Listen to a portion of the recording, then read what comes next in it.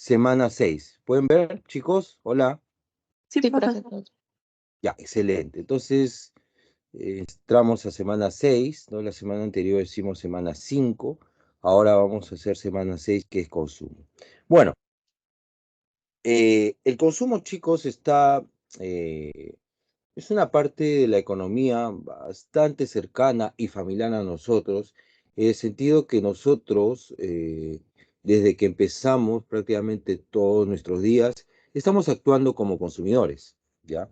Pero la definición entonces de consumo se podría decir que es una fase del proceso, ¿ya? Donde, digamos, los consumidores satisfacemos nuestras necesidades, pero con un concepto que ya conocemos, que son bienes y servicios.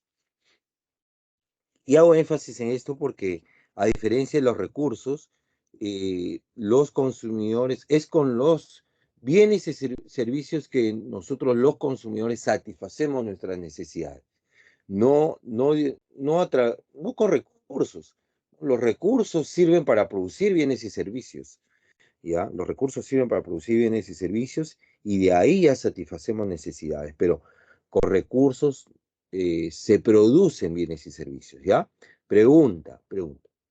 Hasta ahora, ¿qué recursos ustedes conocen? En clase hemos hablado principalmente de 3 recursos. ¿Cuáles son? Pregunta. A ver, un voluntario o voluntaria que me diga.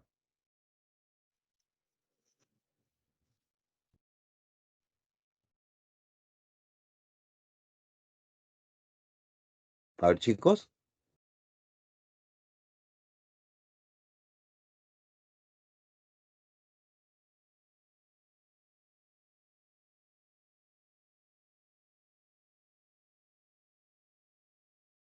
Hola. Hemos hablado principalmente de 3 recursos a lo largo del ciclo. ¿Cuáles son esos? Al menos te, te doy una pista. Uno de ellos es el capital. Faltan 2. Los trabajadores y la tierra. Claro, el trabajo y la tierra. Son 3, ¿ah? No te vayas a olvidar. 3 recursos principales. El capital, la mano de obra y el recurso tierra. Ahora, muchas gracias, señorita. ¿Cuál es tu apellido? Balboa. Balboa. Excelente, señorita Balboa. Muy bien, la felicito. Efectivamente, nosotros hemos considerado que con esos 3 recursos, o la asignación o la combinación de esos 3 recursos, la sociedad produce bienes y servicios, ¿no? Para satisfacer nuestras necesidades. Con eso, sabiendo eso, ustedes ya tienen definido este primer concepto, ¿ya? Muy bien. Hay 2 tipos de consumo, el consumo humano directo y el consumo humano indirecto. Cuando hablamos de consumo humano directo nos referimos a las materias primas, obviamente que directamente o que compramos, ¿ya? O que adquirimos para satisfacer inmediatamente nuestras necesidades. Ahora, existe el consumo indirecto. Fíjate, hay 2 figuras, ¿no? En la parte izquierda está 1 kilo de papaya, quizá, o 1,5 kilos, me parece ahí. Y en la figura número 2 de la parte derecha para ustedes está, me parece, el embotellamiento de jugo de naranja, ¿no? Me parece que es algún tipo de refresco, algún tipo de jugo, ¿no? Dice, consumo humano indirecto. Dice que es la proporción de las materias primas que tienen como consumo destino el consumo industrial, para luego llegar al consumidor final. ¿Qué es el consumo industrial? El consumo industrial es aquella parte del consumo que se encarga de producir bienes finales, ¿ya? El consumo industrial es o es aquel que se encarga de producir bienes finales, ¿ya? ¿De acuerdo, chicos?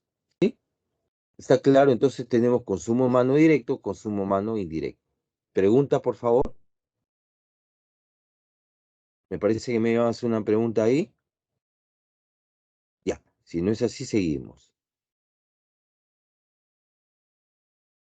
Miseria o extrema pobreza, ¿no? Y pobreza son dos variables, o digamos, eh, sí, dos variables muy reales, ¿no? Algo que nosotros podemos palpar. Principalmente la pobreza y la extrema pobreza, ¿no? Tienen indicadores que están relacionados con el consumo, ¿no? Por ejemplo, el consumo de calorías al día, el consumo de electricidad, ¿no? Por ejemplo, hablando del consumo de electricidad, hay una queja ahorita de algunas organizaciones del Estado peruano, entre ellas el Indecopi, se han dado cuenta que las inversiones en electricidad están casi al 100% orientadas a Lima, ¿no? Eso es bastante preocupante, y sobre todo por el Estado chino, ¿no? El Estado chino no solamente es el único que invierte en energía eléctrica en el Perú, sino que el 99%, 99.9% de sus inversiones están concentradas en Lima. Eso es un indicador de alerta, que Indecopi justo ayer se pronunció, pues las zonas con pobreza y extrema pobreza en el Perú, ¿no? Se encuentran alejadas de la capital, ¿no? Se encuentran alejadas de la capital. Entonces, vamos a ver cómo se define esto, ¿ya? Miseria o extrema pobreza. Dice que no se cubre el valor de una canasta básica de alimentos, ¿no? La canasta básica de alimentos, según el INEI, en el Perú está formado por aquellos alimentos como, por ejemplo, de uso masivo, ¿no? Por ejemplo, el arroz, el azúcar, algunas proteínas como el pollo y pescado, ¿no? Que según al Instituto Nacional de Estadística e Informática, si es que los ciudadanos lo logran, bueno, comprar o adquirir para satisfacer sus necesidades, son considerados o de pobreza o de extrema pobreza. Por ejemplo, en el Perú es considerado, ¿no? Una persona, una familia, diría yo, de extrema pobreza o de miseria, sí, perdón, si individualmente tiene ingresos menores de 226 soles, ¿ya? O familiarmente ingresos menores a 904 soles, ¿ya? Esa es considerada una familia, ¿no? En miseria o extrema pobreza, ¿de acuerdo? Pobreza, pobreza. Es considerada en el Perú, ¿no? También aquellas familias que no cubren una canasta básica de alimentos y no alimentos, pero con ingresos menores a 415 soles de manera individual y de 1.660 soles de manera conjunta, es decir, de manera familiar, ¿ya? Anoten, por favor, esos datos súper importantes para un examen de admisión como el que ustedes van a enfrentar dentro de poco. Por ejemplo, acá hay una fotografía, ¿no? De una zona de extrema pobreza, ¿no? Dice que según el Estado peruano, el nivel de pobreza en el Perú es de 30%. Es una cifra bastante alta, ¿no? Dice, según el Instituto Nacional de Estadística e Informática, INEI, ¿ya? En el país, la pobreza monetaria afecta casi al 30%, 27.5% de la población. Es bastante alto, ¿ya? Esto representa un aumento de 1.6 puntos porcentuales en comparación del año anterior, que era 25.9. Es decir, está aumentando, ¿no es cierto?, la pobreza en nuestro país. Y un aumento de 7.3 puntos en comparación a un año antes de la pandemia, ¿no? Entonces, definitivamente la pandemia, de manera global, ¿no? A muchos peruanos, a casi el 30% de peruanos, les está afectando, ¿ya? El número estimado de personas en situación de pobreza es de 9.184.000, lo que significa un aumento de 628.000 personas con respecto al año anterior, ¿no? El año 2021, ¿ya?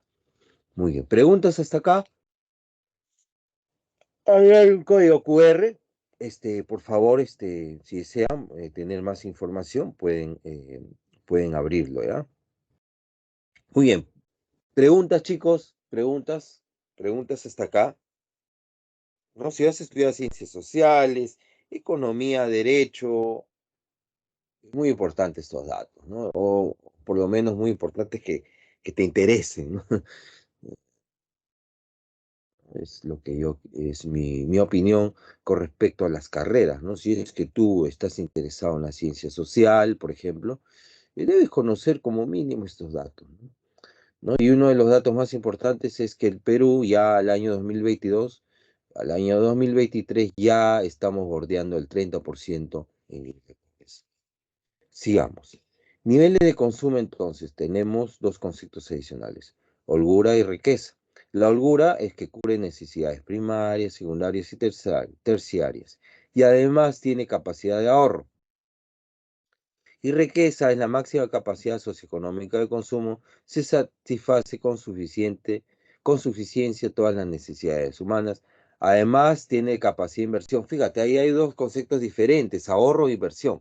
Ahorro es la capacidad de guardar dinero, ¿no? Monetariamente es la capacidad que uno tiene de guardar, ¿no?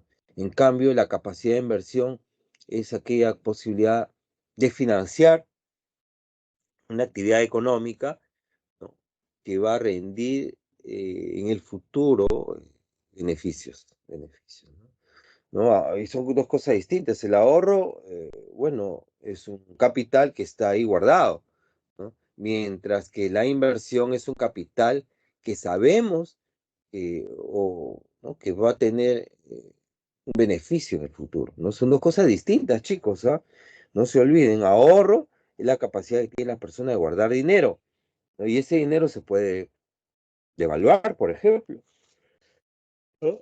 Lo que sucede en Argentina, por ejemplo, ¿no?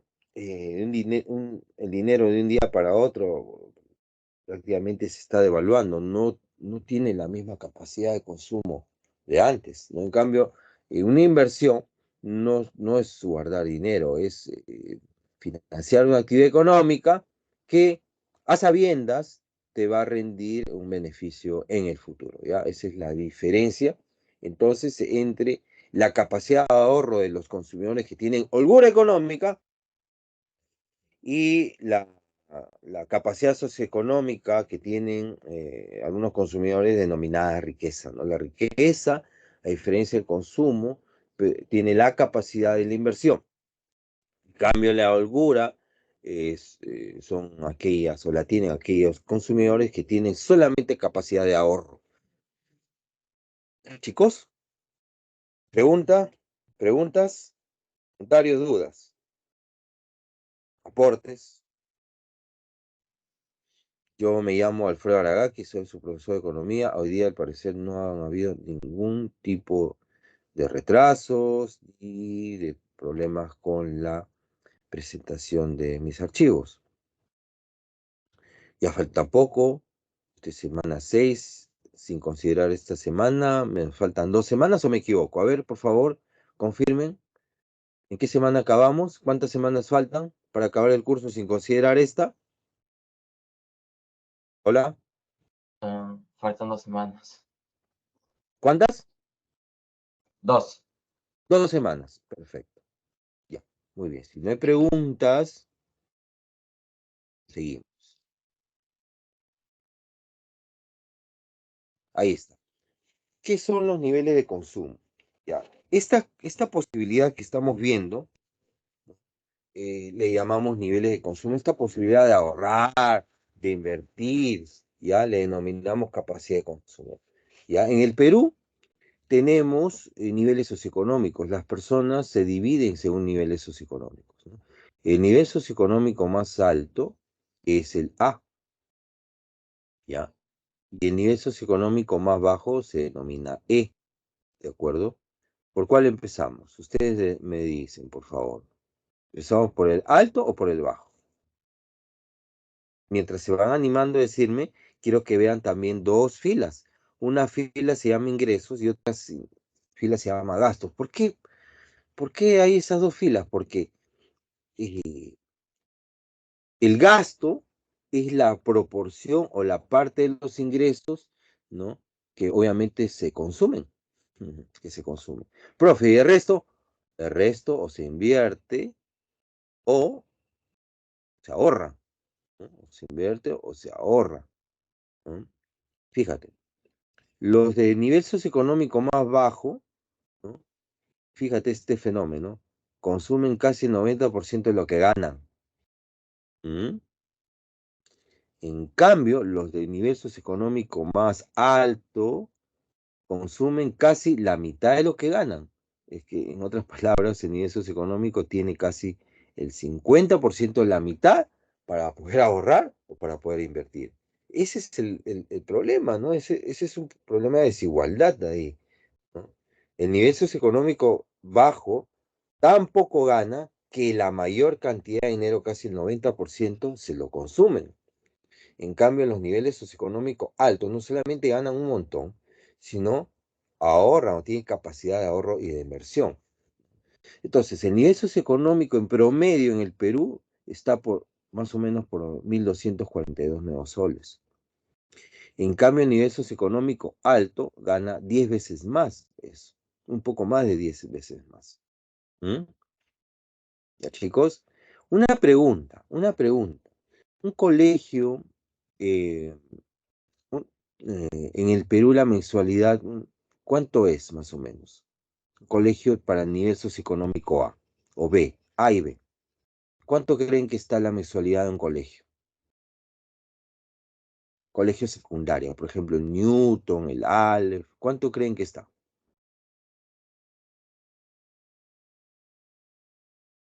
Mensualmente. A ver, chicos. 5.000. Claro, más o menos, de 5.000 para arriba, ¿no? Entre los 10 mejores colegios en Lima, eh, digamos, la mensualidad más baja está en 5.000. Entonces yo te pregunto, esas personas de los 10 colegios más caros de Lima, ¿en qué nivel socioeconómico estarán? ¿En el B? No creo. Bien difícil, ¿no? Son de nivel socioeconómico A, aquellos que tienen ingresos superiores a los 2.647 nuevos soles, ¿no? Entonces, fíjese la diferencia, ¿no? La diferencia, ¿no? Que hay entre las oportunidades, ¿no? Que brinda este nivel socioeconómico A, no solamente a una parte pequeña de la población. Listo. ¿Qué tal? ¿Les gustó o no? ¿Preguntas? ¿Preguntas, chicos? Todo claro, profesor. Todo claro, ¿no? Fí- Ya, entonces, tú vas a estudiar, tú vas a ingresar a la universidad, y estoy seguro que sí, pero ¿en qué nivel socioeconómico te gustaría estar? ¿Mm? O sea, todo tu esfuerzo que estás haciendo en estudiar, obviamente es para mejorar tu nivel de ingresos. Pero yo te pregunto y te pongo el reto, ¿a qué nivel socioeconómico quieres estar? Me imagino que obviamente en los más altos, pero ¿en el B o en el A? ¿Ah? Para llegar al A hay que estudiar también. Entonces, para el nivel B y todos los niveles obviamente hay que esforzarse. Pero ve proyectándote no solamente ingresar, sino terminar y de ahí digamos, consolidarte como profesional. Entonces, este es el nivel, ¿no? de ingresos más o menos que hay, con ingresos familiares promedio, ¿no? Considerando niveles y estratos socioeconómicos y la fracción de sus gastos, ¿no? Y la fracción de esos ingresos que sirven para ahorrar, ¿no? En conclusión, el nivel socioeconómico E casi se gasta todo lo que ganan, mientras que el nivel socioeconómico A ahorran casi el 50% de lo que ganan. ¿Ya? Muy bien. ¿Preguntas? Ninguna, creo, ¿no? Canasta de consumo. Hace un momento les había hablado de, digamos, la canasta, ¿no? La canasta familiar de la que siempre nos habla el INEI, ¿no? Dice la participación de productos y servicios, según el INEI, en relación al índice de precios, ¿no? Fíjate. Según el INEI, nosotros gastamos en alimentos y bebidas casi el 30%, ¿ya? Según el INEGI gastamos casi el 12% en transporte. Educación el 8%, ¿no? Agua, combustible, electricidad 8%. Comida, restaurante, hoteles 12%. ¿En qué? Recreación y cultura, casi 5%, no es nada. Perdón, 5, sí, 5%. ¿Ya? Dice, la canasta de consumo es el conjunto de bienes y servicios que el INEI determina como los de mayor incidencia en el consumo, ¿no? Como los de mayor incidencia en el consumo de las familias. Sirve como base para elaborar, anota por favor, el índice de precios al consumidor. Ya sirve como base para elaborar anota el índice de precios al consumidor. ¿Ya? Muy bien. 3. Nivel agregado de precios. Sí. Es la media ponderada de los precios de una canasta de consumo formada por un conjunto de bienes. ¿Ya? Nivel agregado de precios, hay dos conceptos aquí, el nivel agregado de precios y el índice de precios al consumidor. ¿Qué es el índice de precios al consumidor? Es una medida de precios de bienes y servicios de una canasta de consumo, comprados por cualquier consumidor o denominado consumidor típico, ¿ya?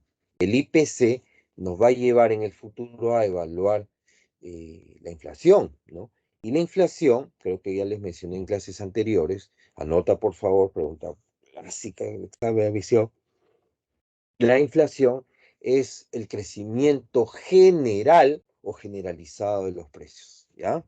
Crecimiento generalizado de los precios. ¿Ya? Este es el índice general de precios, ¿ya? En el caso de nuestro país, ¿no? Obviamente la mayor ponderación o el mayor peso lo tiene el consumo de alimentos y bebidas, ¿no? Luego sigue restaurantes, luego sigue bienes y servicios diversos, prendas de vestir, transporte de 12%. Mira cuánto gastamos en transporte, ¿no? Casi la mitad de lo que es alimentos y bebidas. Es un montón. De ahí en educación apenas 8.0.5 y alojamiento o electricidad un poquito más, 9.6, ¿ya? Muy bien. ¿Cuál es el índice de precios al consumidor a mayo de 2023, ¿no? Más o menos. El índice de precios al consumidor está por el orden del 3% a nivel total. 3% a nivel total. Vaya anotando, por favor. Consumo, ahorro, inversión. Y hemos hablado un poco del ahorro y la inversión. El ahorro y la inversión tienen algunas diferencias, ¿no? El ahorro simplemente es la acumulación, ¿no? De el excedente, ¿ya? Del excedente monetario en las familias, ¿ya? La inversión del excedente monetario. Mientras que la inversión, ¿ya? Tiene que ver también con capital, tiene que ver también con asuntos monetarios, pero la inversión, a diferencia del ahorro, sirve para financiar actividades que van a brindar otros ingresos, aparte de los que ya tienes. A nivel familiar, uno tiene sus ingresos, pero una parte de esos ingresos sirven para invertir y esa inversión obviamente estará orientada a tener más ingresos de los que ya tienes, ¿no? Entonces, muy importante esa diferencia, ¿no? El ahorro se diferencia en la inversión porque la inversión nos permite financiar actividades futuras que nos van a dar otros ingresos, ¿ya? Muy bien. ¿Cuál es el origen de los ingresos en las familias? Ya, fíjate, esto es súper importante, que a mí me hubiese gustado que me lo expliquen así a nivel preuniversitario, ojo, ¿ah? No solamente el origen del IES ingreso, ¿ah? Son los sueldos, no solamente es eso, sino el origen de los ingresos también puede ser de las rentas, ¿no? Y ustedes ya saben qué es renta. Renta es el pago al factor tierra, ¿no? O sea, si tú tienes un terreno, una casa, un departamento donde no vives y lo vas a alquilar, eso se va, ¿no? Cuando tú lo alquilas, el pago de ese alquiler se denomina renta, ¿no? Y esas rentas te van a caer. Y es parte de nuestros ingresos, ¿ya? Sueldos y salarios, la diferencia está que el- el- lo primero se refiere a los profesionales y lo que está segundo en salarios se refiere a obreros, ¿ya? Obreros. Ahora, el destino, ese es el origen de los ingresos. El destino de los ingresos tiene dos y hasta tres, hemos dicho. Una parte de ellas es el consumo, otra parte de ellas es el ahorro y otra parte es la inversión. ¿Ya? ¿Listo? ¿Preguntas, chicos? Profesor, disculpe, ¿cuál es la diferencia de sueldos y salarios? ¿De qué? De sueldos y salarios, la diferencia. No te escucho. ¿De Soros? ¿Qué Soros?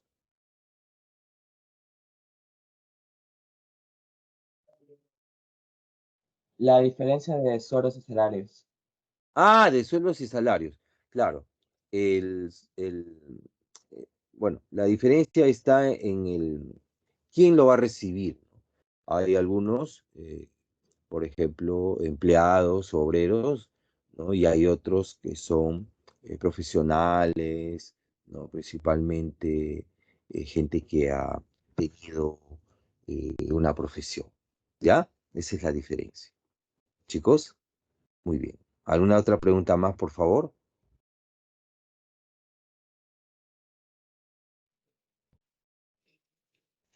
Nada. Tienen que preguntar, chicos, ¿ah? Muy bien, muchas gracias. ¿Cuál es tu apellido, señor? ¿Cuál es tu... Max. Muchas gracias, Max. Marketing. Ah, Markin. Sí. Markin. Ah, ya. Gracias, Markin. Más preguntas, por favor. No se olviden de preguntar.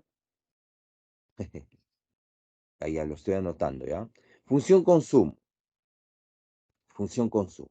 La función consumo está relacionada a una fórmula matemática que va a poner relieve de qué factores depende el consumo. ¿Ya? Obviamente el consumo va a depender del ingreso, ¿no? Por eso dice que el consumo está en función al ingreso y de ese ingreso disponible, ¿no? Por ejemplo, ¿no? Si yo tengo 50 soles y me voy al mercado, obviamente el consumo estará en función a lo que tengo en el bolsillo. Eso lo que tengo en el bolsillo se llama ingreso disponible, ¿ya? Entonces, yo quisiera, por favor, que tu cuaderno, ¿no? Dibujes esta función, por favor, la función agregada del consumo. En el eje de las ordenadas pongas gasto de consumo de los hogares y en el eje X pongas ingreso disponible de los hogares. Por favor, te voy a dar 2 minutos que lo dibujes rapidito, nomás en tu cuaderno. Ya necesito que lo dibujes, por favor, para que veas la relación que hay entre los ingresos y el gasto. Obviamente, si tienes más ingresos, vas a gastar más, vas a tener más consumo. Si tienes menos ingresos, vas a tener menos consumo. ¿Ya? Por favor, dibújalo, dibújalo. Son 8 y 3 minutos.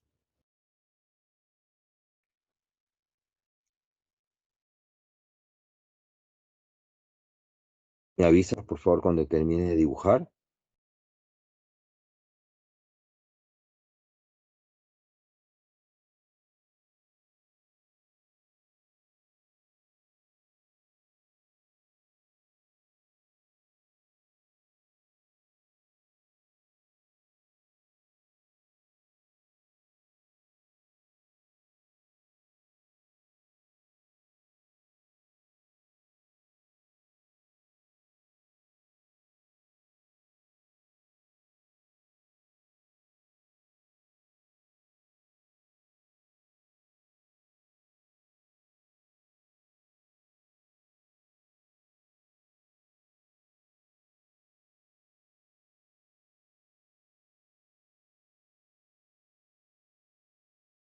¿Listo?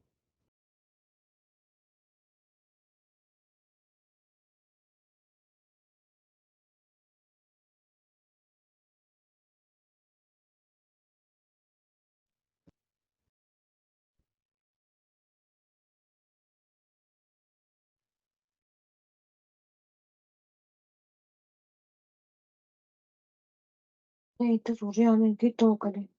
응. 백화냐고. 미안해.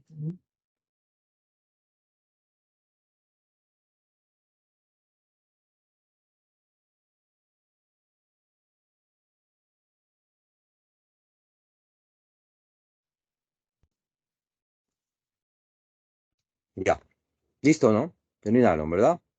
Ya, decía entonces que el consumo, ¿no? El consumo es una función matemática que está relacionada principalmente al ingreso disponible, ¿ya? Y se escribe esta función C igual a F y D. Y D significa ingreso disponible, ¿ya? Y esta función matemática nos va a llevar a un gráfico. Este gráfico nos muestra una función directamente proporcional, es decir, a mayor ingreso, más gasto. A menor ingreso disponible, menos gasto, ¿ya? Acá está, mayor ingreso disponible, mayor consumo, a menor ingreso disponible, menor consumo. Leyes de Engels. ¿Qué dice Engels? Dice, la relación entre ingreso y el gasto relativo a los consumidores, ¿no? Está en función a alimentos, vestido, alquiler, luz, combustible,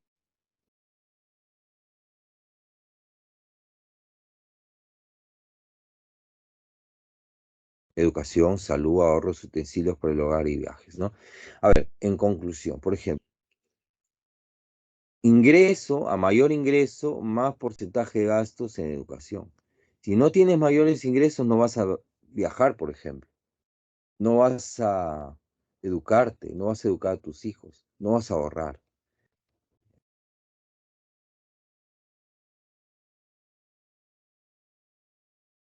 En cambio, si tienes menores ingresos, ¿no? Como son los del estrato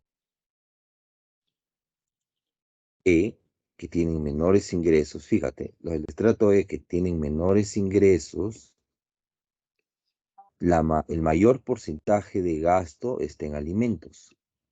¿Qué quiere decir? Que los más pobres, o sea, los del nivel socioeconómico E, ese casi 90% de sus ingresos solamente le alcanza para alimentos. Eso quiere decir. En cambio, los que tienen más ingresos, su mayor porcentaje de gasto es en educación. No sé si me dejo entender. Entonces, ustedes que se están educando, muy probable que sean parte de la población que tienen mayores ingresos, ¿no? Porque los que tienen menores ingresos, principalmente el gasto se va en alimentos. ¿Ya? ¿Ya? ¿Ves la diferencia? Esa es la ley de Engels. Él ve la relación entre ingresos, la correlación entre ingresos y gastos, ¿no? En cambio, los que tienen más ingresos gastan más en educación, salud, ahorro y viajes. ¿Ya, chicos? Preguntas, por favor. Muy interesante este cuadrito. ¿Preguntas? ¿Les gustó? ¿Les gusta o no? ¿Lo entendieron? Sí, ¿Alguna pregunta? profesor, ¿Sí? todo bien. Todo bien, ¿verdad? ¿Alguna pregunta?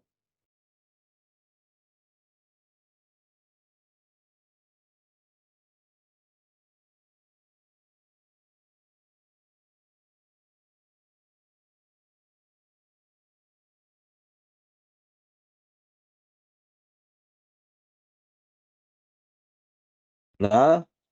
Ya, muy bien. 7. Protección al consumidor. Hace un rato les hablé de Indecopi, ¿no?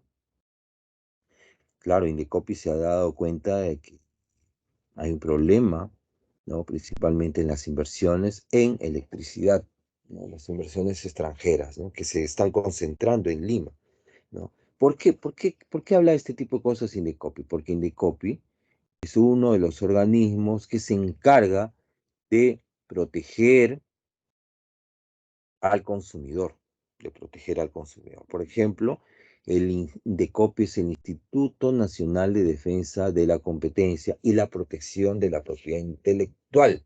Ya eso se llama INDECOPI. Repito, es el Instituto Nacional de Defensa de la Competencia y de la Protección de la Propiedad Intelectual. ¿Ya?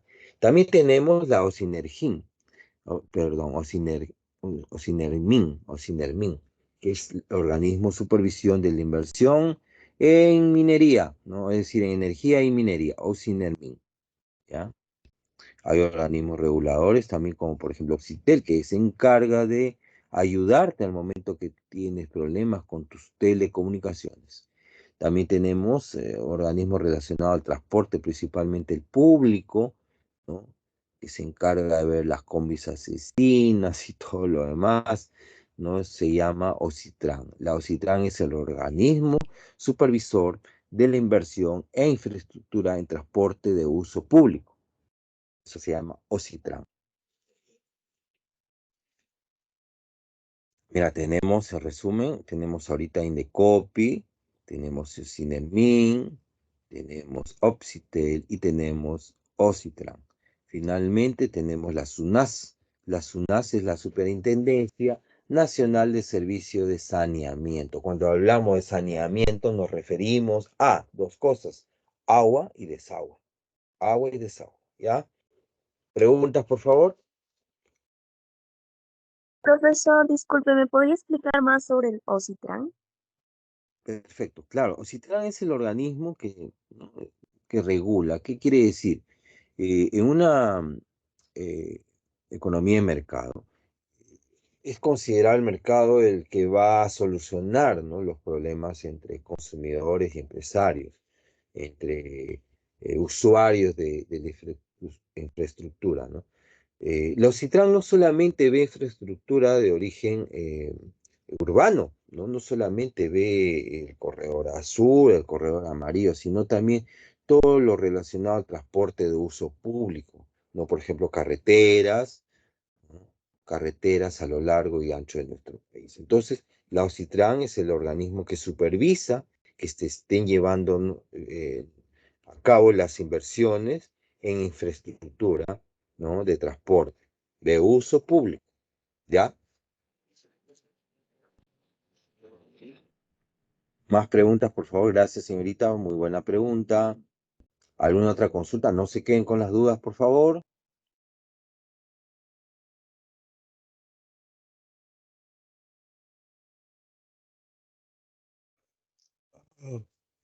Ya, seguimos entonces. Seguimos. Ahora pasamos al dinero, ¿no? Y ahí ustedes ven un personaje conocido de las series, ¿no? ¿De qué serie es el personaje que está ahí? ¿Ustedes la conocen? Breaking Bad. Breaking Bad. ¿Qué está haciendo Mr. Breaking Bad? Está contando su dinero, ¿no? Está contando su dinero. Dinero, ahora dinero es todo bien o activo, generalmente aceptado como medio de pago. Ya nota, por favor, el dinero es no solamente el dinero ha sido o es como lo conocemos ahora, ¿no? Porque ha habido otras formas de dinero a lo largo de la historia, ¿no? Por eso que hemos puesto dinero es todo bien o activo que es generalmente aceptado como medio de pago, ¿ya? Como medio de pago por los diferentes agentes económicos para su intercambio, ¿ya? Para sus intercambios, ¿no? Es decir, es un bien o activo que cualquier o en todas partes lo van a aceptar, ¿ya? Generalmente es aceptado, ¿ya? Ese es dinero. Moneda, son dos cosas distintas. Dinero y moneda son dos cosas distintas. La moneda es el dinero emitido por el Banco Central de Reserva y se reconoce como moneda de curso legal por país. En el caso peruano es el sol, por ejemplo, perdón, el nuevo sol, ¿ya?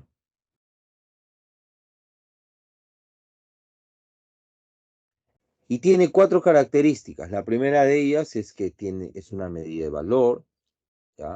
La segunda, que es medio de pago, que es lo que hemos explicado, ¿no? Medio común de pago diferido, es decir, de pago posterior. Yo te digo, préstame 100 soles que tengo una deuda, ¿no? Entonces yo te voy a pagar, te digo, a fin de este ciclo, es decir, en 2 semanas. Entonces yo te voy a devolver, ¿no?, lo que tú me has prestado más intereses en el futuro, ¿ya? Ese es medio común de pago diferido. Y medio de atesoramiento también, o medio para guardar nuestra riqueza, ¿ya? Ese es atesoramiento. Ya, muy bien. Moneda. ¿Qué características tiene la moneda? La primera de ellas es concentración, la segunda estabilidad y la tercera es durabilidad. Concentración significa concentra valor, pues sin él no sirve de nada. Estabilidad, conserva su valor a lo largo del tiempo, eso es estabilidad. Y durabilidad, resiste al uso y obviamente al tiempo. ¿Qué características tiene la moneda? Divisibilidad, ¿no?, que es la capacidad que tiene cualquier moneda de tener múltiplos y submúltiplos, ¿ya? Segundo, fácil transporte, ¿no?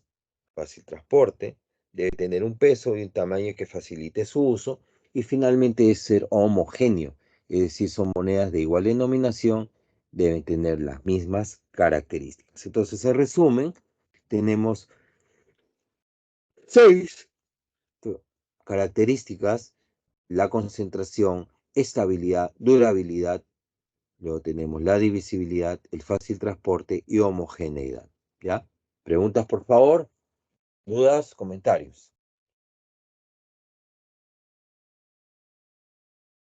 Profesor, esto de la divisibilidad, ¿podría explicar un poquito?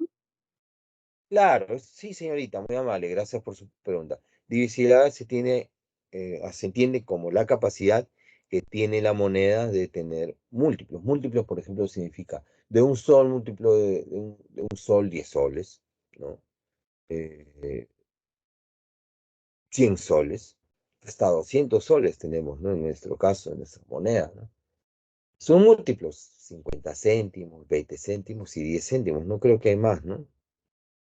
¿No? De sol tenemos 50 céntimos, 20 céntimos y 10 céntimos, no hay más, ¿no? No hay 30 céntimos, por ejemplo, ¿no? A eso se refiere, señorita, la divisibilidad de la moneda. Gracias, profesor. De nada, muy amable, gracias por su pregunta, más bien. ¿Alguna otra preguntita, por favor?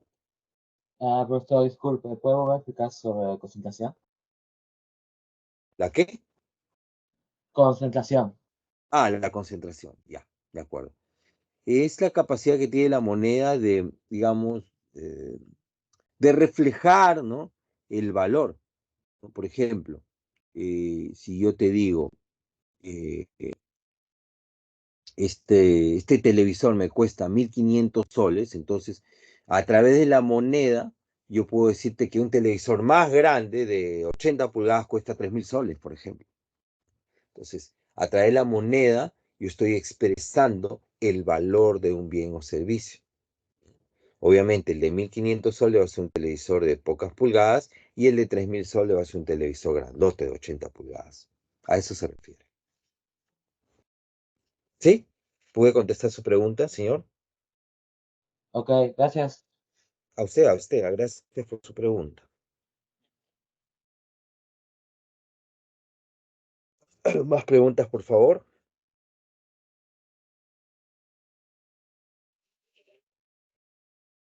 Ya, seguimos. Son 8:18. Ahora, la moneda tiene una característica también muy importante, que es la elasticidad, ¿no? La elasticidad, perdón, la elasticidad es la capacidad que tiene la moneda de aumentar o disminuir de acuerdo a las necesidades de la economía, ¿no? Por otro lado, el gobierno tiene políticas monetarias, ¿ya? Y las políticas se refieren principalmente a las acciones del gobierno. Ya, esas son políticas. Escucha, por favor, y anota. Una política se refiere a las acciones del gobierno. Y en cuanto a la moneda, son las acciones de que dispone el gobierno para incidir sobre el volumen de medios de pago. O sea, sobre el volumen de la moneda. Y en este caso, ¿no?, en políticas hay dos tipos: las expansivas y las restrictivas, ¿ya? Entre las políticas monetarias tenemos dos: las expansivas y las restrictivas. Las políticas monetarias expansivas se refiere a que todas las actividades que hace el gobierno para que haya mayor cantidad de dinero circulante. O sea, para que en la economía haya más dinero, más moneda, más moneda.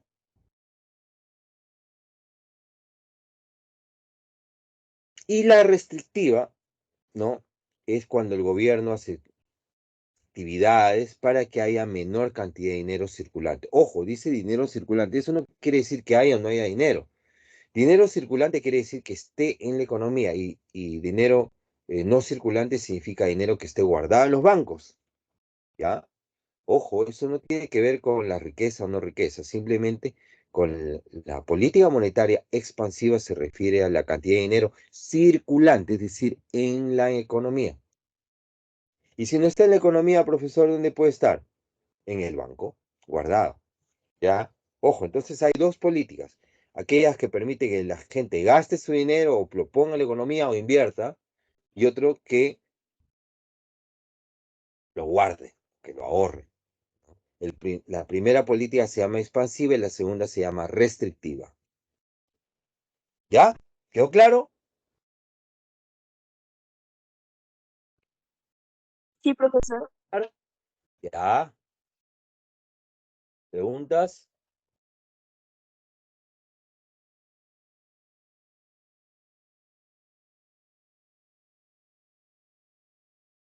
No. Ya, seguimos. Ya vamos a acabar. Estas clases son, esta parte es rápida. No se olviden de hacerme recordar ya en 20 minutos que tenemos que hacer la resolución de las preguntas, ¿ya? De esta semana, ¿ya?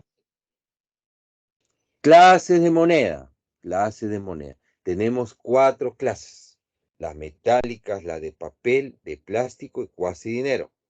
Profe, ¿cómo es de plástico? Las tarjetas. Y el cuasi dinero, profesor, Yape, Plin. Ustedes saben que Yape y Plin en Estados Unidos no se utiliza como acá. ¿Sabían eso o no? ¿Mm? En Estados Unidos la gente usa tarjeta de crédito o dinero en efectivo. No hay Yape, no hay Plin. O sea, sí hay, pero no se usa. ¿Sabían o no? Otra cosa que no saben es que Yape y Plin se usa en China hace 30 años. Más de 30 años, ¿no? Yape y Plin, principalmente en el Perú, se han hecho muy populares y difundidas a partir de la pandemia.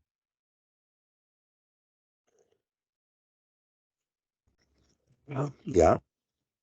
Se vamos a repetir. Hay 4 clases de moneda. La metálica, la moneda de papel, la moneda de plástico, que son las tarjetas, y el cuasi dinero, que son los yape y los plin. Ya, los cheques también. Los cheques. Sistema monetario. El sistema monetario, finalmente, es una estructura y además son las instituciones que configuran la organización de nuestro país concerniente al dinero. En el caso peruano, la única y la principal, digamos, institución orientada al sistema monetario es el BCRP. Profe, ¿qué es el BCRP? Banco Central de Reserva del Perú. Banco Central de Reserva del Perú, BCRP. ¿Ya?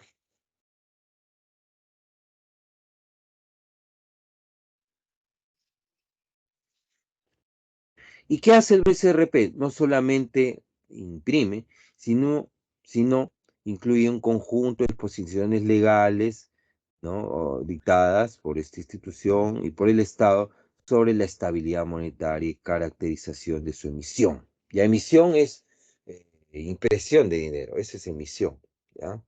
Impresión de dinero. ¿Ya? ¿Preguntas, chicos? No te olvides, al BCRP, Banco Central de Reserva del Perú.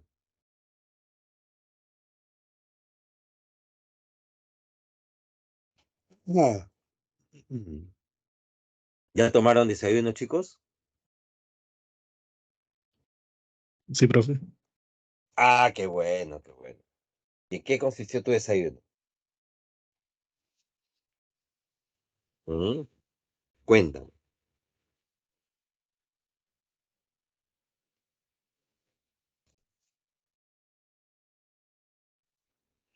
Nada, no nos quieres contar.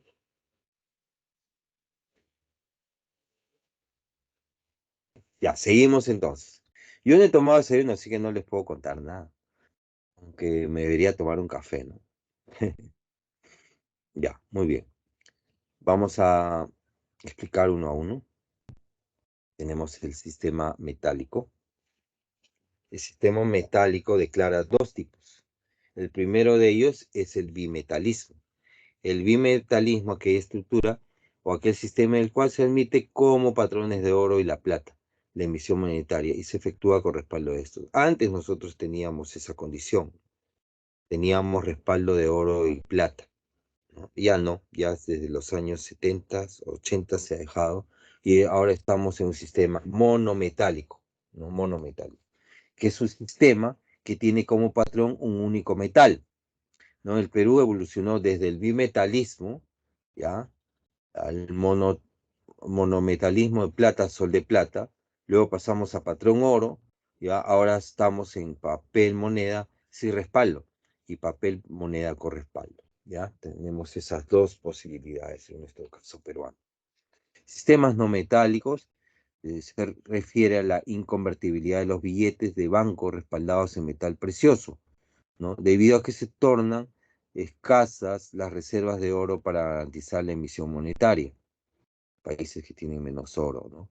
Hoy la moneda carece de valor intrínseco y su valor reposa ya no en el metal precioso, sino en la capacidad adquisitiva, lo cual depende del precio de los bienes, fundamentado por la confianza, ¿ya? Patrón monetario es la actualidad, la economía occidental, ¿no?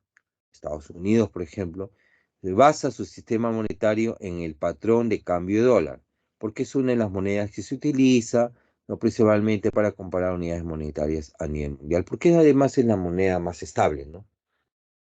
Bueno, ahorita hay dos monedas, ¿no? El yuan, ¿no? Que es la moneda china, y el dólar, ¿ya? Leyes de Gresham, ¿ya? La ley de Gresham dice que el dinero malo desplaza al bueno, ¿no? Es el caso eh,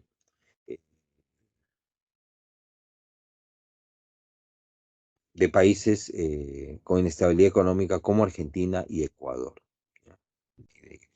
Ejemplos, dice, ejemplo de la ley Gresham, monedas de oro y plata. En la época medieval, dice, cuando el rey emitía una moneda de oro y plata pura y simultáneamente otras monedas con una aleación con menor porcentaje de metales nobles, lógicamente el mundo prefería realizar sus pagos en monedas de menor valor.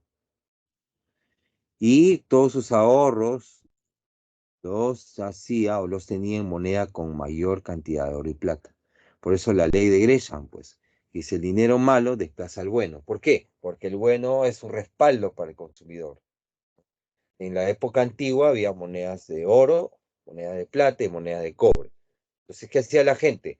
La moneda de oro la guardaba y las ponía, y la moneda de menor valor era la que usaba para su intercambio, ¿no? Por eso, obviamente, el dinero de menor valor o el dinero malo desplaza al dinero bueno. ¿Ya? ¿Listo, chicos? Ejemplo, ley de Gresham en Argentina.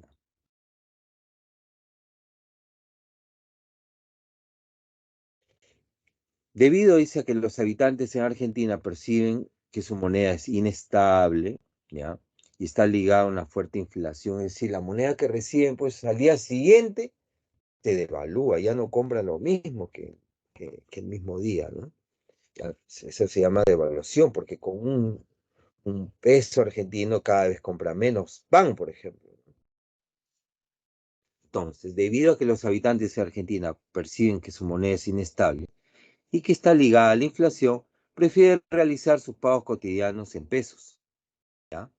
Mientras que para mantener ahorros acaparan dólares. Ellos ahorran dólares, pero consumen en pesos. Este ejemplo es de la ley de Gresham, muestra cómo permanece en circulación la moneda de menor valor, el peso, y la de mayor valor, el dólar, se retiene. Por lo tanto, el dólar sale del mercado y se vuelve escaso. Y si el dólar se vuelve escaso, sube su precio. Es una ruleta, es una cosa que siempre da vuelta, ¿no? Por eso es muy importante entenderlo. Muy bien, preguntas, por favor. Preguntas, dudas, comentarios. Preguntas, chicos. ¿Me siguen viendo bien?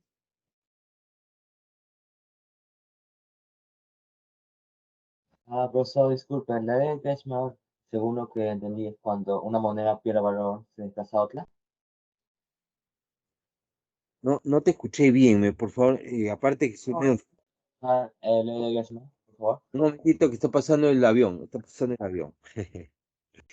Yo vivo en San Miguel. Y acá se escuchan fuerte los aviones. Discúlpame. Ya, ahora sí. ¿Puede volver a explicar lo anterior de ley de Kretschmer? Claro, porque sí, la ley de Gresham se conoce de la Edad Media, ¿no? En la Edad Media, por ejemplo, el rey emitía varios tipos de monedas, algunas con oro y plata, monedas de oro y plata, pero otras, ¿no? Con una aleación de menor porcentaje de oro y de plata, es decir, más cobre, más zinc en vez de oro y plata. Entonces, ¿qué hacía el público? Los pagos, ¿no? Para realizar sus consumos lo hacía con aquella moneda de menor valor, ¿no?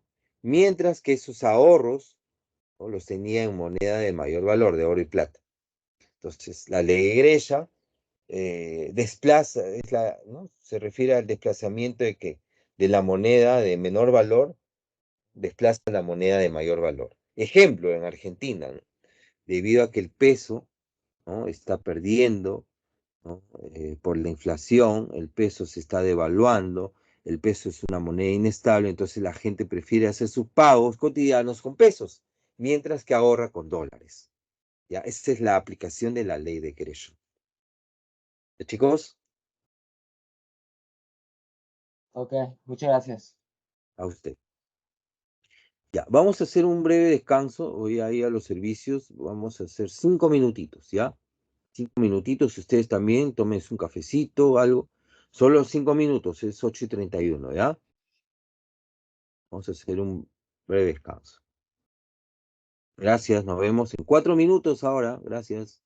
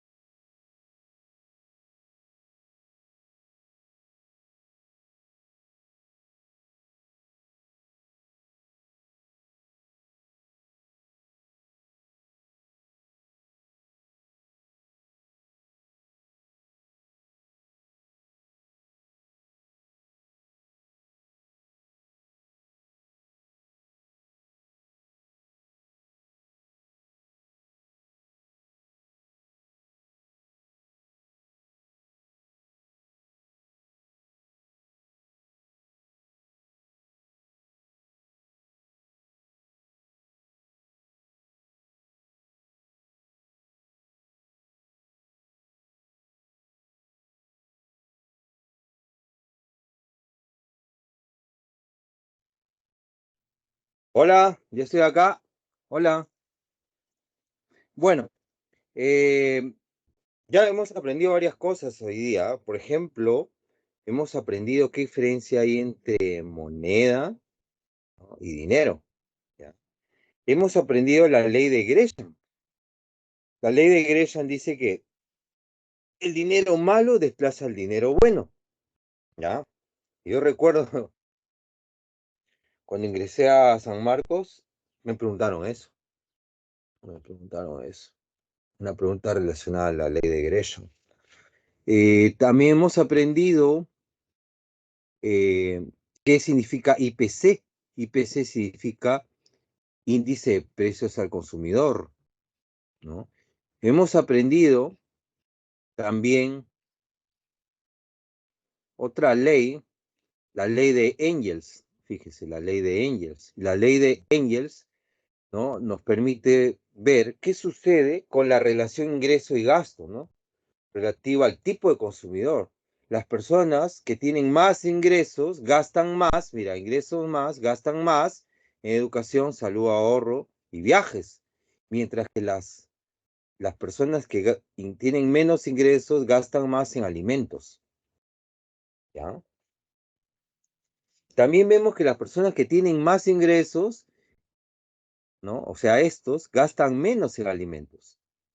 No es que, no es que se alimenten menos, sino que como ganan más, mayor porcentaje de su consumo va a educación. Porque claro, si tú comes, por ejemplo, al día 2 panes, si tienes más ingresos, no quiere decir que vas a comprar más pan, no que vas a comer más pan, ¿no? Al contrario, si tienes más ingresos, sigo comiendo mis 2 panes, pero consumo más en educación, ahorro, viajes, salud, entre otras cosas. ¿Ya? Eso es muy importante, la ley de Engel también, que te la aprendas para el examen de admisión. Muy bien, si no hay preguntas, vamos a terminar ya la clase el día de hoy, ¿ya? Son 8:41, me quedan 30 minutos aproximadamente. Y si es que no hay ninguna pregunta, vamos a continuar. Perturbaciones del sistema financiero. ¿Ya? Tenemos dos conceptos muy interesantes, que son dos, digamos, caras de una misma moneda: la devaluación y la depreciación, ¿ya? Ambas se refieren a la moneda, ¿no? Por ejemplo, en devaluación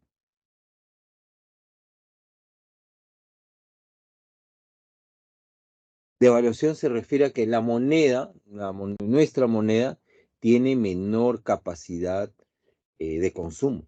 Por ejemplo, mira, acá por mi barrio, el año pasado, ¿no?, antes de la pandemia, con un sol compraba 6 panes, con un sol, ¿ya? Ahora, hoy 2024, con un sol compro 5 panes. ¿Eso qué quiere decir? Que y yo sigo ganando lo mismo, ¿no? Que la moneda se ha devaluado, ¿ya? Eso sí. Inflación también es una cosa que es muy probable que venga, es un concepto que es muy probable que venga. Se refiere al aumento sostenido y general de los precios. O sea, cuando sube un precio no se llama inflación. Por ejemplo, en Semana Santa sube el precio de transporte, ¿no? Perdón, el precio del pescado. Entonces, eso no es inflación, porque solamente sube el precio de un producto. Inflación es cuando todos los productos suben. Es el aumento sostenido, sube de manera sostenida, o sea, constante, ¿no? Aumento sostenido del nivel general de los precios. Esto es el incremento continuo de los precios de los bienes y servicios a lo largo del tiempo, ¿ya? El año 2023 la inflación del Perú fue 3.41. Anota, por favor, fija el examen o fija de las prácticas o de los simulacros. La inflación en el año 2023 llegó al 3.41. Causas de la inflación: crecimiento acelerado de la oferta de dinero, es decir, cuando hay mucho dinero en la economía, eso es muy importante, ¿ah? Causas de la inflación: crecimiento acelerado de la oferta de dinero. 2, aumento de la demanda excesivamente. ¿Qué consecuencias trae la inflación en Argentina? Por ejemplo, ¿qué estamos viendo allá? destrucción de ahorros, salarios y pensiones. Es decir, ni los ahorros, ni los salarios, ni las pensiones te sirven para el consumo, tanto como, ¿no?, como antes. Caída real de los impuestos, o sea, si el gobierno recibe menos impuestos, va a poder hacer menos obras. Otra consecuencia de la inflación es la dolarización de la economía, ¿no? Antes en el Perú se vendían todo en dólares, ¿no? Ahora ya no es así. Muy raro ver productos en dólares, ¿no? Fuga de capitales, encarecimiento de los créditos y disminución, obviamente, del consumo y el ahorro, ¿no? Imagínate, antes con un sol compraba 6 panes, ahora 5, ¿no? Y en otros barrios un sol compró 4 nada más. Pues hay disminución del consumo y disminución del ahorro, ¿ya? No hay preguntas. Falta poquito. Clasificación de inflación o tipos de inflación. Inflación moderada, que es la que tenemos en el Perú. Dice, la inflación moderada se refiere al incremento de forma lenta de los precios, ¿ya? Esa es inflación moderada. Inflación galopante es cuando la inflación sucede cuando los precios incrementan a tasas entre 2 y 3 dígitos, es decir, entre 20 y 200 anual, ¿ya? Argentina ya pasó el 200%, está 300% más o menos, ¿no? Está en entre inflación galopante e hiperinflación, ¿no? En el Perú estuvimos en hiperinflación, es una inflación anormal que puede alcanzar hasta 1000% anual, ya, 1000%. Entonces hay 3 tipos de inflación: moderada, galopante e hiperinflación. Deflación, ¿no?, es la situación de exceso de oferta que puede provocar una disminución generalizada de los precios o una recesión económica.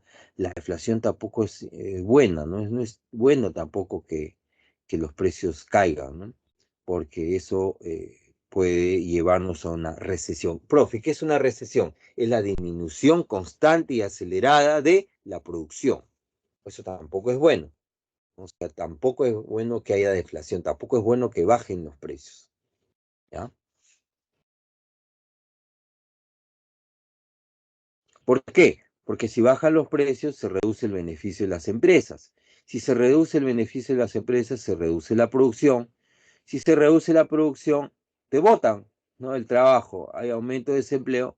Y si aumenta el desempleo o hay más desempleados, hay una reducción en el consumo, ¿ya? Listo. Curva de Phillips. Estamos terminando. Es la relación entre la tasa de inflación y desempleo. ¿Qué quiere decir? Que a mayor inflación, menos desempleo. Y a menor inflación, más desempleo. ¿Qué prefieren las autoridades? ¿Cuál es el sentido común? Baja inflación, bajo desempleo. Baja inflación, bajo desempleo. Pero según la ley de Phillips, dice que hay baja inflación, más desempleo, ¿no? Entonces, esta disyuntiva dice entre la inflación y el desempleo muestra la curva. Mayor inflación, menor desempleo. Menor inflación, mayor desempleo. Sector público. El sector público es el sector en la economía que está constituido por las personas, instituciones y empresas que realizan las actividades económicas en el Estado, ¿ya? El sector público promueve la estabilidad económica, el sector público corrige las fallas que hay en el mercado, regula el sistema económico, brinda aquellos bienes y servicios que el sector privado no puede o requiere brindar, y por último, busca trasladar los recursos de aquellos sectores donde se concentran recursos hacia los más necesarios, ¿ya? Algunas instituciones del gobierno nacional, está el Poder Judicial, el Poder Legislativo, gobiernos regionales, gobiernos locales. Ya, muy bien, nos vamos a las preguntas. ¿Alguna pregunta, duda, consulta, por favor, chicos? Profesor, ¿qué quiere decir con poder adquisitivo? Muy bien, muy buena pregunta. Muy buena pregunta. ¿Otra preguntita más? Ya, el poder adquisitivo se refiere a la capacidad que tiene la moneda de poder comprar cosas, bienes y servicios, ¿no? Cuando el poder adquisitivo disminuye, quiere decir que nuestra moneda compra menos bienes y servicios, obviamente con la misma cantidad de monedas. Eso quiere decir que el poder adquisitivo ha disminuido. Es decir, con un sol compro menos. ¿No? Por ejemplo, lo que yo les comenté, lo que sucedió en la pandemia, acá, en el caso de mi familia, ¿no? Eh, eh, Posterior a la pandemia, con lo mismo que ganábamos, comprábamos menos, disminuyó nuestro poder adquisitivo. ¿Ya, señorita? ¿Se entendió? Ok, profesor, gracias. Ah,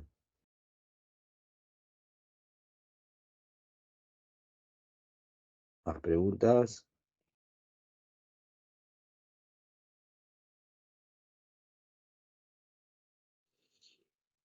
Ya.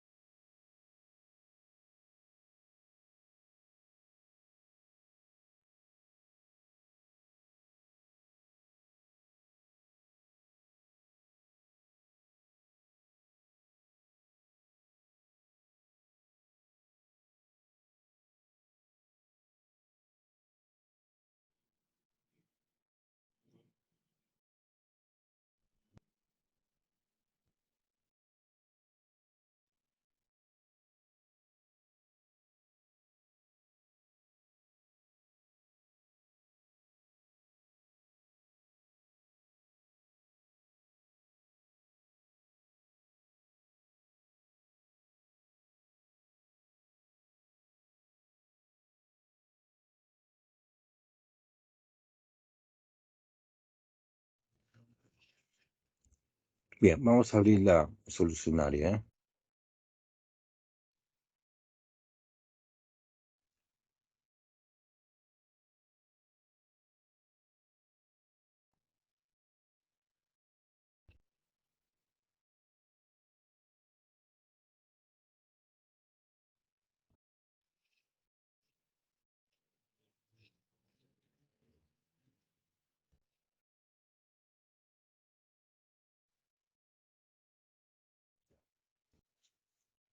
Ahí está. Pregunta número 1.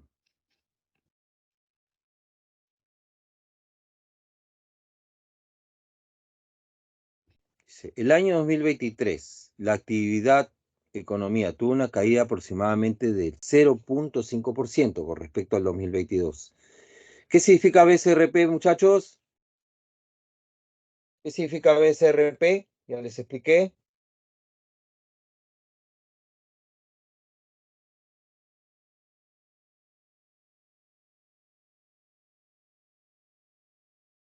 Chicos, ¿Banco Central de qué? De reserva del La Reserva del Perú. Excelente, ¿no?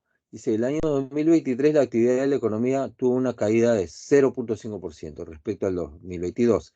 A pesar de que había estabilidad de precios, una de las variables más afectadas fue el consumo privado, o sea, el consumo de las familias, que se vio afectado principalmente por, la respuesta es la C, ¿no? Disminución del ingreso, ¿no? La principal caída del consumo es la disminución del ingreso disponible. ¿Por qué? Porque el consumo está en función al ingreso disponible, pues. ¿Te acuerdas que vimos esa fórmula? ¿No? El consumo está en función al ingreso disponible. Por lo tanto, la respuesta es C. ¿Está bien? Preguntas, por favor. ¿Quedó claro?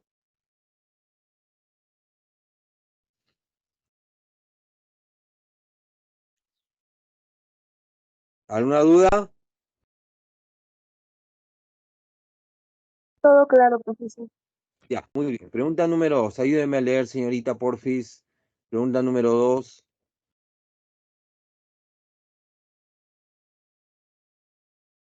A ver, señorita, pregunta número 2, léala. Un negociante del Cono Norte ha ampliado su negocio gastronómico.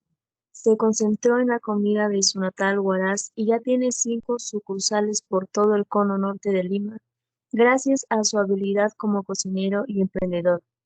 Está considerado conquistador los barrios considerados más pudientes, analizando poner su próximo restaurante alrededor de la zona financiera de San Isidro. Por lo indicado, este comerciante se encuentra en la clase D, puntos suspensivos, como nivel de consumo. Ya, las alternativas son A, riqueza, B, holgura, C, pobreza, indigente, extrema pobreza. ¿Cuál será la solución? La respuesta A, riqueza, que es la situación de máxima capacidad socioeconómica de consumo. Su capacidad les permite satisfacer necesidades y capacidad de inversión, ¿ya? Muy bien. ¿Algún voluntario que lea? Gracias, señorita, que lea la pregunta 3. Yo, profesor. Yo, profesor. Dale, tú eres la cuarta, ¿ya? 3, vale, vamos. En la actualidad se habla de los vulnerables. Se habla de vulnerables personas que superan el gasto de la canasta básica de consumo. Pero monetaria, hablando, la diferencia no es tan significativa. Por algún shock en la economía, como por ejemplo una nueva pandemia, corren el riesgo que sus ingresos sean inferiores a la canasta básica de consumo. Entonces, estas personas se pueden considerar pero con un riesgo de volver a la situación de... Correcto. Acá la pregunta es gracias, señor, la respuesta es la B, ¿no? Holgura y pobreza. Entonces, esta persona se puede considerar en holgura, pero con un riesgo de volver a una situación de pobreza, ¿no?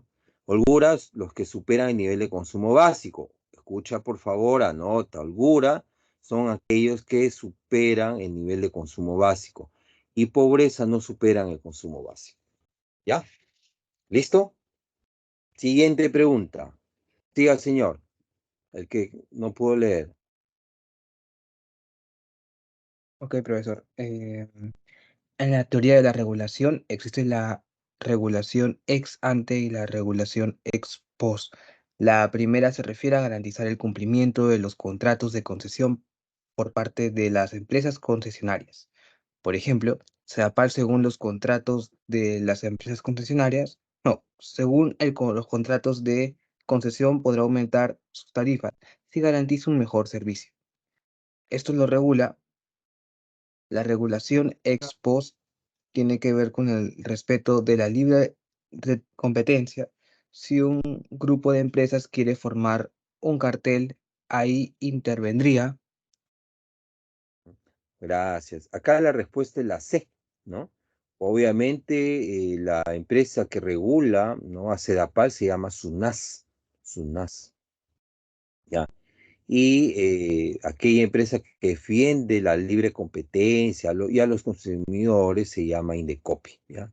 Por lo tanto, dice la SEDAPAL, como toda empresa prestadora de servicios de saneamiento, es regulada por SUNAS y la libre competencia es regulada por Indecopi. ¿Ya? ¿Listo?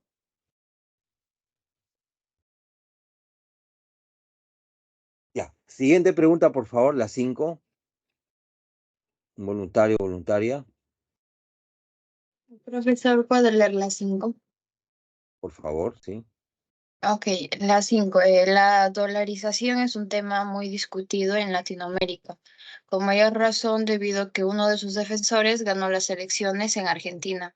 Ya hay más países que llevaron a la práctica oficialmente.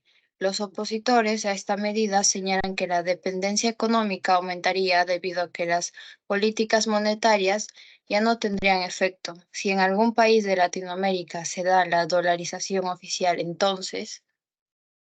¿Se va a cumplir? ¿Qué creen? ¿Qué ley? A, dice, ¿se cumpliría la ley de Gresham por haber dos monedas oficiales? B, ¿la estabilidad del dinero ya no dependería de la autoridad monetaria? Sí, sí, eso es una posibilidad, ¿no?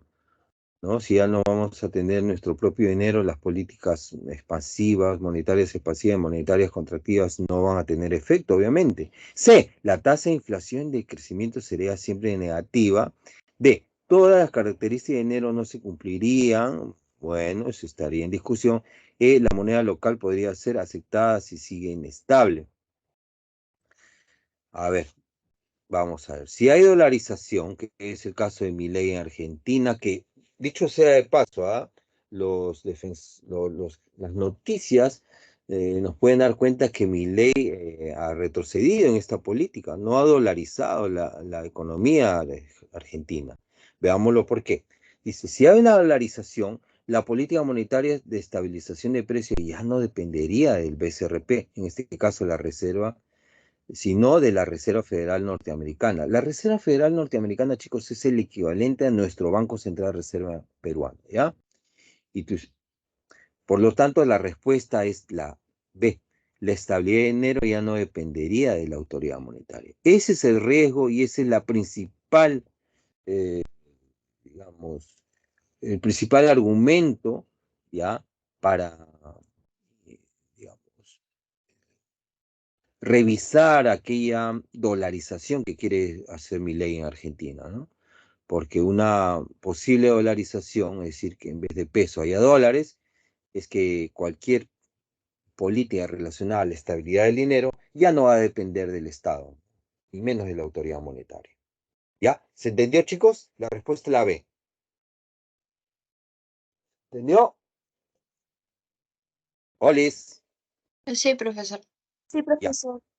Chévere, chévere, excelente, ¿ah? Estamos bien. 6. ¿Quién me lee la 6? Yo. Ya, dale.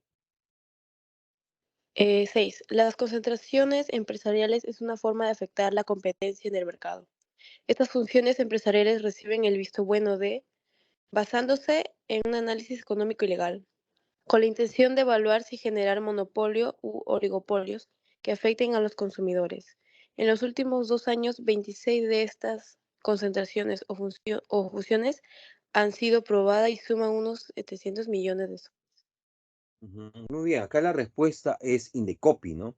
La Indecopi autoriza, es la autorizada, perdón, en evaluar si hay concentración empresarial. Porque si hay concentración empresarial, no hay libre competencia. Es decir, si todas las empresas convergen en un solo dueño, no va a haber competencia, ¿no? Entonces, el organismo encargado de supervisar que no se concentren las empresas es la Indecopi. ¿Ya? La respuesta es D.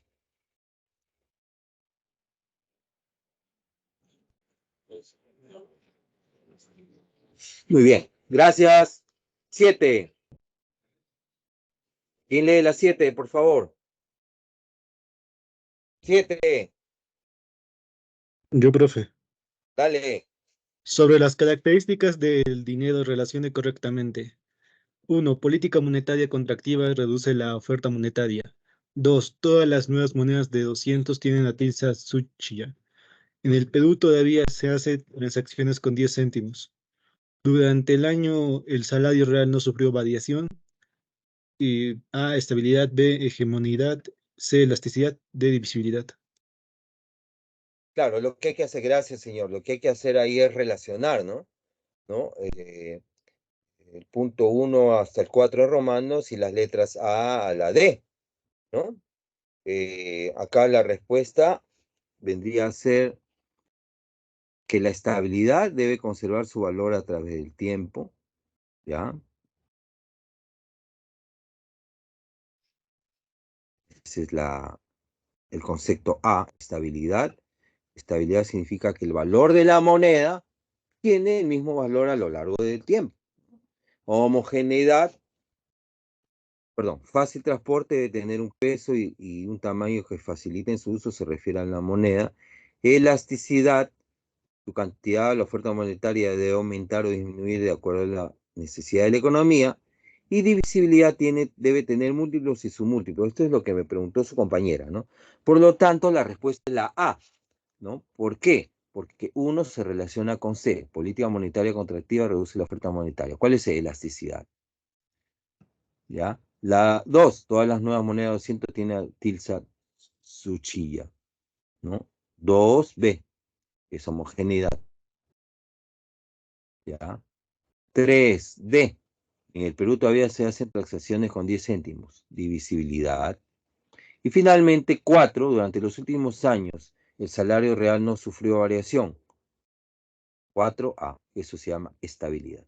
¿Ya? Aprendan, por favor, no solamente a conocer el concepto, sino a marcar ¿no? A leer. Es muy importante la lectura al momento de dar el examen de admisión. Tienes que leer la pregunta. Yo sé que tú sabes, pero una cosa es saber y otra cosa es responder. Son dos cosas diferentes.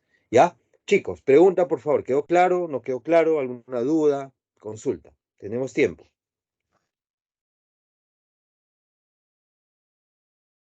Quedan 6 minutos. Preguntas, por favor. ¿Quedó claro? ¿Adivinaron algo? ¿Escuchó? ¿Me podría explicar qué son oligopolios, por favor? Sí, con todo gusto, pero esta parte, oligopolio, ¿en qué parte de la pregunta está? Estamos analizando la pregunta 7. Ah, está en la 6. Ah, ya. Ya. Entonces, si está en la 6, voy a regresar. No te preocupes, ahorita regreso. Pregunta 7. ¿Alguien de la pregunta 7? ¿Alguna pregunta de la pregunta 7? Profesor, disculpe, ¿puedes de nuevo explicar sobre homogeneidad? Claro, homogeneidad significa que todas las monedas de un mismo valor tengan las mismas características. Por ejemplo, ¿no? En nuestra moneda de 200 soles, ahora está una artista Nikkei que se llama Tilsa Tsuchiya, ¿no? Tsuchiya, ¿no? Es decir, que en la misma moneda tengan las mismas características siempre. ¿Ya? A eso se refiere. Ok, gracias. Ya, vamos a leer primero la 6, pero antes voy a contestar la pregunta 6, perdón, la pregunta de su compañera. Oligopolio es, oligo es pocos, polio es mercado, ¿no? O en otras palabras, una empresa o una situación o un mercado oligopólico se refiere a que hay pocos vendedores y muchos compradores. Repito, pocos vendedores y muchos compradores. Ejemplo, las aerolíneas, ¿no? ¿Cuántas aerolíneas hay en el Perú? Hay pocas, ¿no? Tenemos a nivel nacional, tenemos LAN, Sky, ¿qué más? Y una más, y ahí queda. ¿Cuántos bancos en el Perú hay? 17, si no me equivoco. Son oligopolios, ¿no? ¿Cuántos dueños de farmacias hay? Si bien es cierto, hay muchas marcas, las farmacias principalmente se concentran en uno o dos empresarios. Eso es oligopolio, señorita. Oligo es poco. Oligo significa poco. ¿Viste? Con la intención de valor se generan monopolios o oligopolios. Cuando hay oligopolios y cuando hay monopolios, es más difícil controlarlo. ¿Por qué? Porque si hay oligopolio, los pocos empresarios rápidamente se podrán poner de acuerdo, por ejemplo, en cuestiones relacionadas a los precios. Entonces, el Indecopi, su trabajo consiste en velar para que no haya ni monopolios ni oligopolios, que concentren la producción, que concentren la riqueza. ¿De acuerdo, señorita? Gracias, profesor. De nada, muy buena pregunta. No se queden con las ganas, por favor. 8, ¿quién me ayuda con la 8?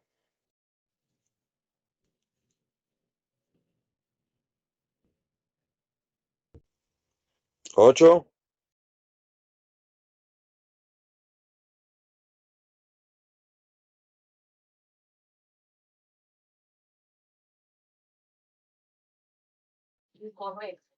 Yo, profesor. Dale. Y a la 8, la tasa de interés de referencia es un instrumento de política monetaria utilizado por las autoridades monetarias y un buen manejo de ella garantiza aunque a veces sirva para controlar la inflación, podría generar altos costos de los créditos, dificultando la inversión y la generación de empleo. Su buen manejo es indispensable, hará Para. que la oferta monetaria aumente y disminuya. O sea,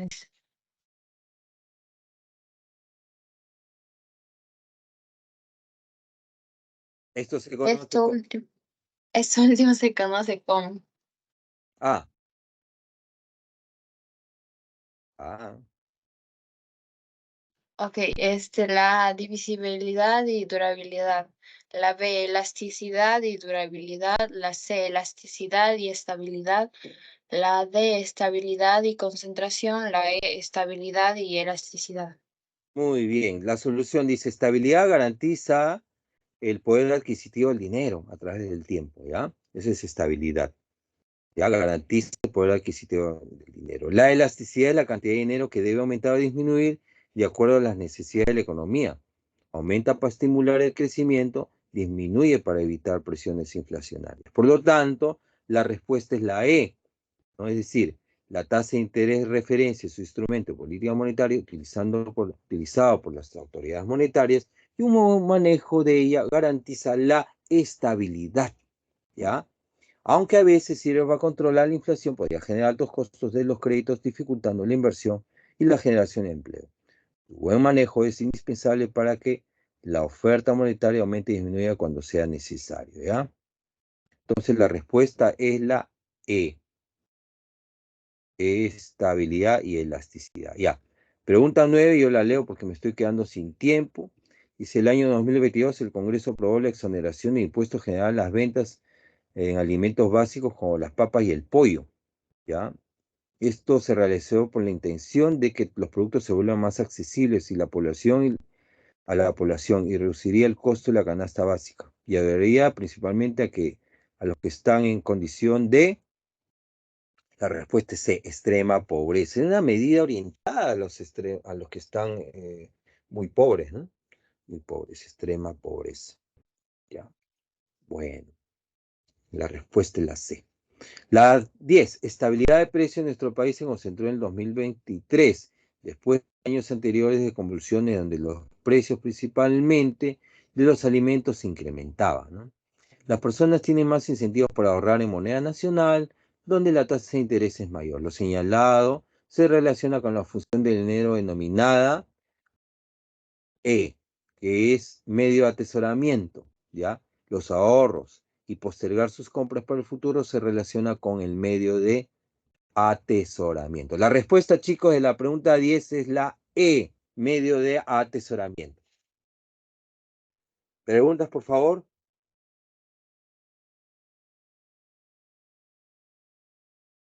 No hay preguntas, ¿no?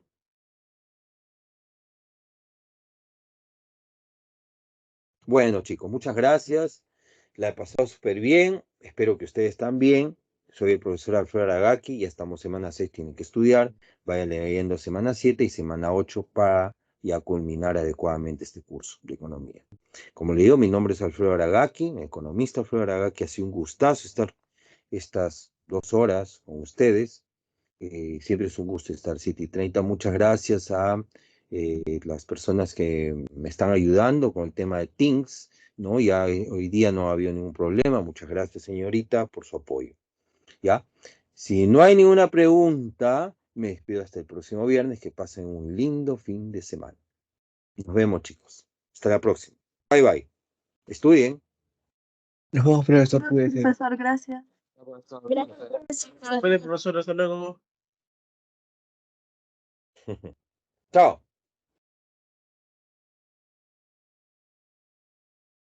Bye, bye. Nos vemos.